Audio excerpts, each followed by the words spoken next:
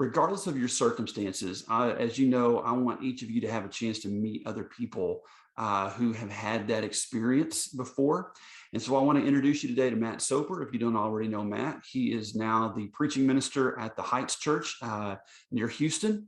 And he is a growing friend over the years. We first met, it's been a decade ago, right, Matt? It's been about that long. Yes. Yeah. And so our journeys have kind of paralleled each other in some ways. And now we both find ourselves back in church related work. So welcome, Matt. Thanks for spending some time. It's great to see you again, Trey. Absolutely. I want to begin by letting you introduce yourself. Tell us a little bit about your ministry. Give us a little bit of the story. Well, I grew up in a sort of nominally Episcopalian family, and really heard the gospel for the first time in college, where I was getting a business degree, and just really was a life-changing encounter for me. So I went back for my senior year and continued with my business major, and then I worked in the business world for about 3 years in Houston, Texas. I'm from New Orleans, and I went to college in Memphis. I increasingly felt a sense of hunger to learn more about the Christian faith and the Bible. And so I went back to school at the Institute for Christian Studies in Austin, Texas, and got a Bible degree. And really during that time, discerned a call to ministry. I got married there, and we went up to Princeton Theological Seminary, and I did my master's degree there. And then I just spent the next 21 years in preaching in Connecticut, and then Los Angeles, and then Northwest Houston, and got my doctorate of ministry at ACU. And when I was 50, I was just feeling very restless, some of the midlife restlessness, and a little bit of restlessness after being with my church for 10 years. I was pushing a pretty, aggressive vision, and we went through a visioning process.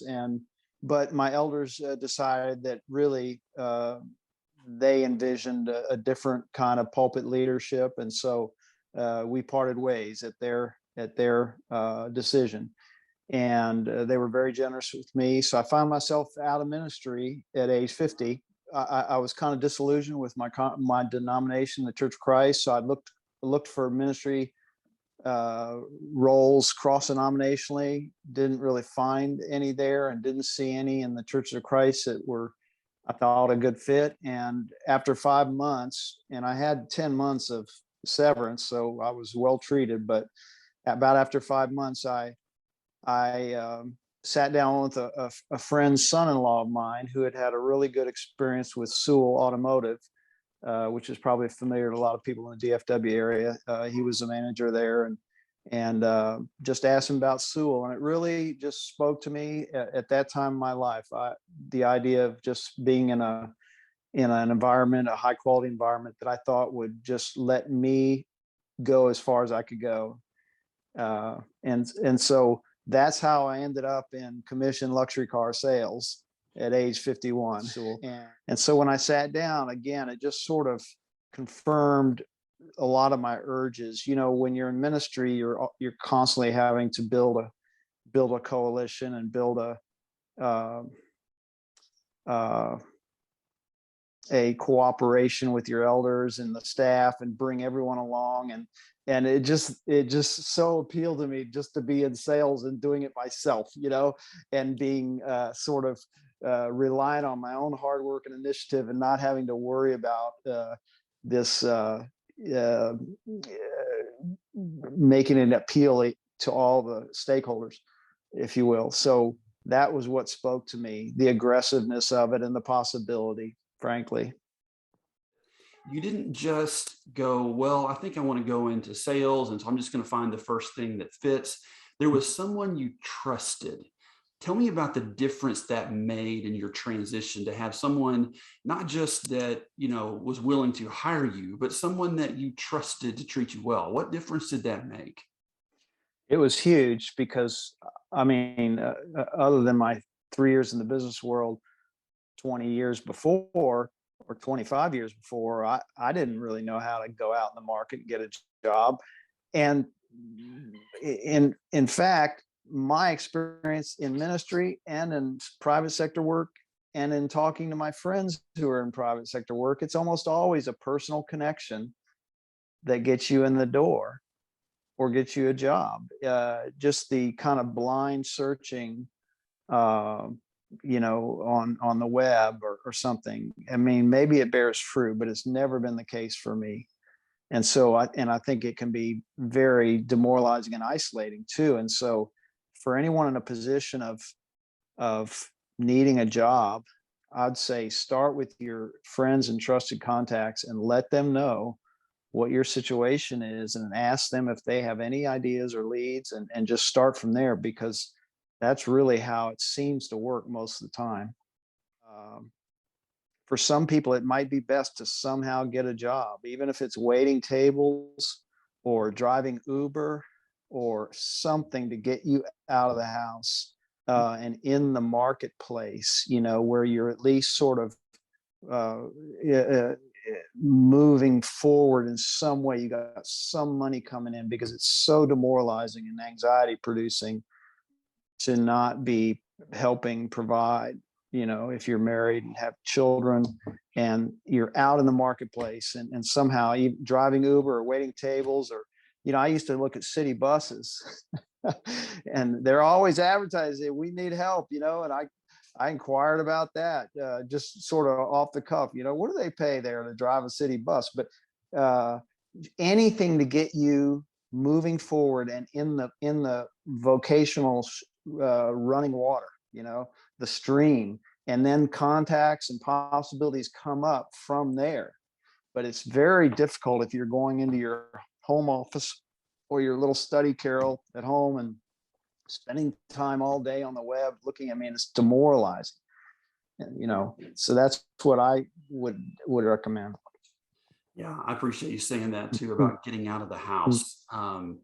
Uh, those of you who are watching this video, those of you who are in this group, you know that we've talked about depression and the realities of the emotional shock of leaving Yeah. ministry sometimes, even when it's intended and planned.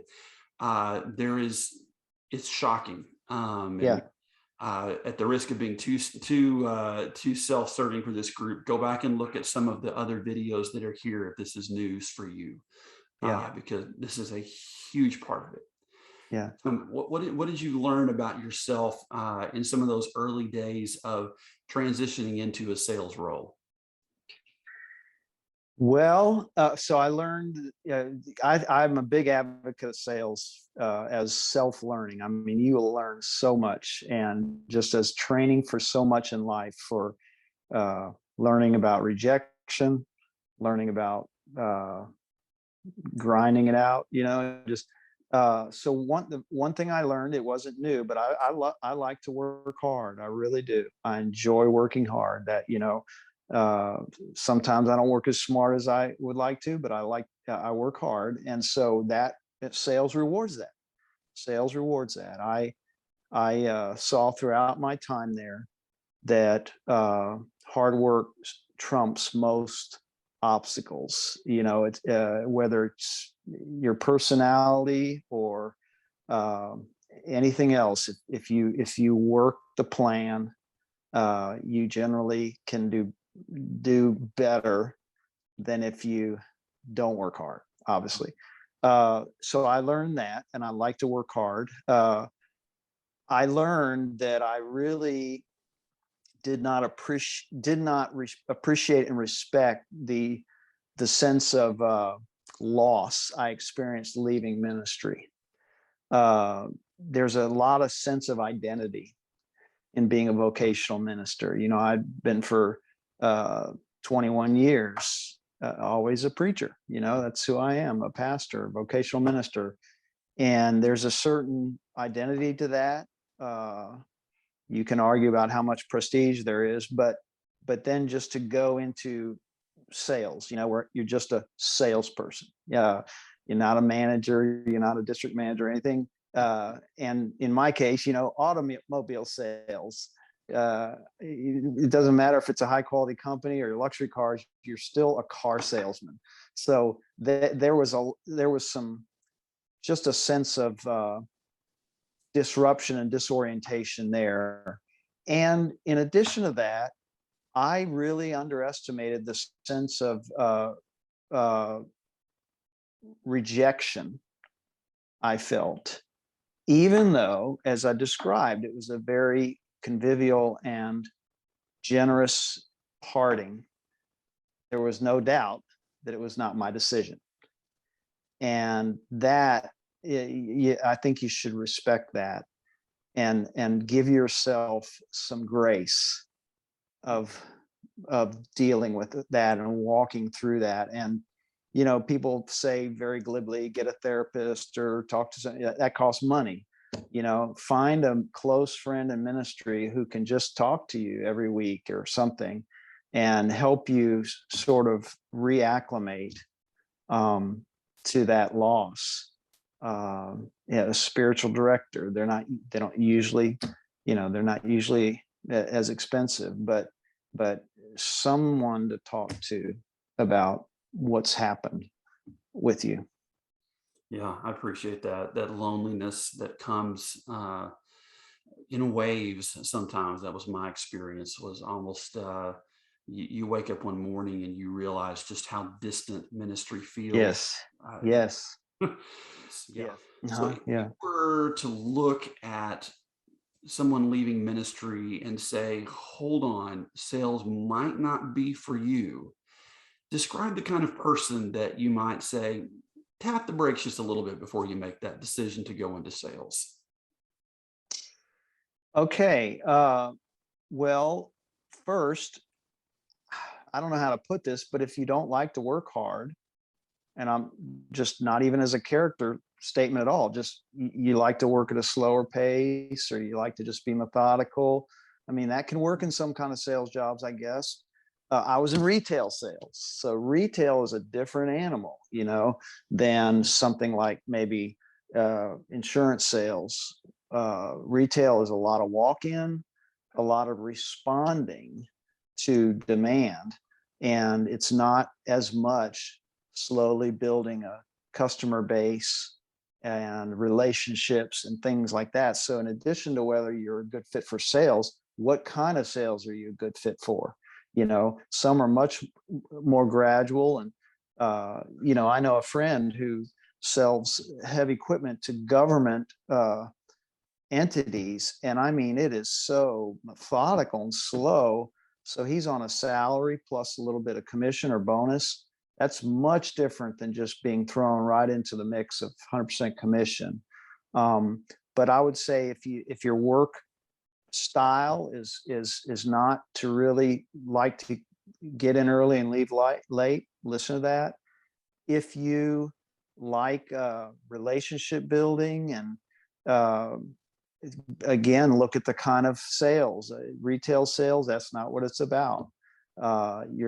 You're just not building long-term relationships in most cases.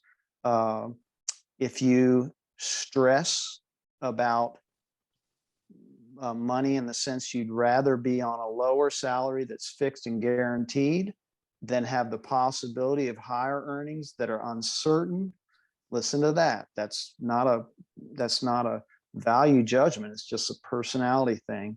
And so it may be that driving a city bus or waiting tables or something that you can count on that is a better fit for you. But if you have a personality that's willing to take a little more risk and experience the possibility of low months, sales might be something.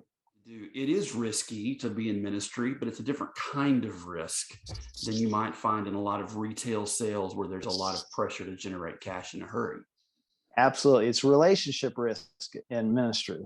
Yeah, it's not relationship risk in sales for the most part. It's financial risk, you know. In some ways it's emotional risk because there are a lot of highs and lows, rejection, disappointment. But ministry is a whole different animal, in the sense that your salary is pretty fixed. It's guaranteed until maybe the church decides to make a change, but it's the relationship risk and the emotional highs and lows that is paramount there. Back to this, you said earlier you sat down and thought about what it was you wanted to do and prayed about what it was you wanted to do.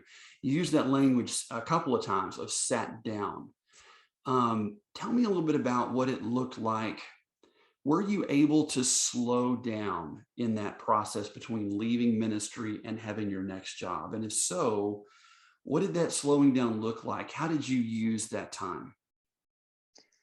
Very poorly. I wish I had been able to slow down more and really sit in the disorientation and discomfort and uncertainty.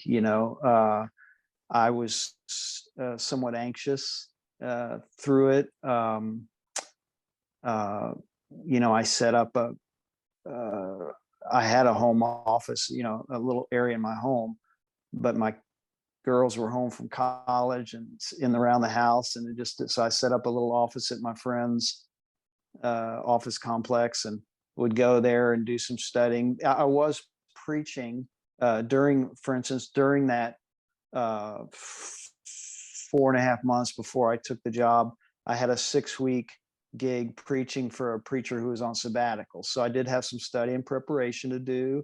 But obviously, in retrospect, I would have just recreated a little more and just rested and slowed down. But that's the catch-22. If you know you're going to be back at work in 3 months, you can do that. But if you don't know, you feel like you need to be out there churning and trying to make things happen.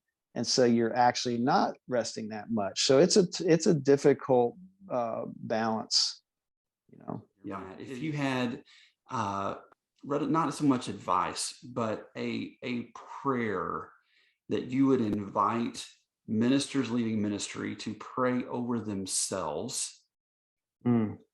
what prayer would you invite them to pray?